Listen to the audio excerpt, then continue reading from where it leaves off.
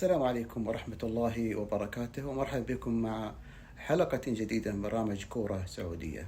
طبعا الحديث الآن ينصب على مباريات الغد التي ستقام بين النصر والخليج والاتحاد وأبها.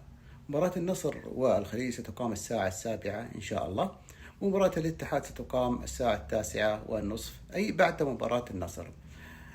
معلوم طبعا أن النصر يتخلف عن الاتحاد ب3 نقاط، والاتحاد ينفرد الآن بالصدارة بفارق 3 نقاط بعد أن كانت 6 نقاط نتيجة لخسارته أمام التعاون في الأسبوع الماضي. ولكن السؤال الآن هو كيف ستؤثر نتيجة النصر على مباراة الاتحاد؟ إذا ما فاز النصر فهذا سيجعل المباراة ثقيلة جدا على الاتحاد. أما في حالة التعادل أو خسارة النصر فإن المباراة بالنسبة للاتحاد ربما تكون سهلة نفسيا.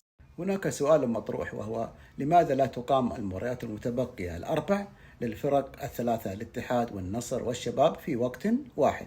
وذلك من أجل نزاهة المسابقة ومن أجل القضاء على أي شك من الشكوك التي ممكن أن تخالج أي مشجع وأي رياضي متابع لهذه المسابقة.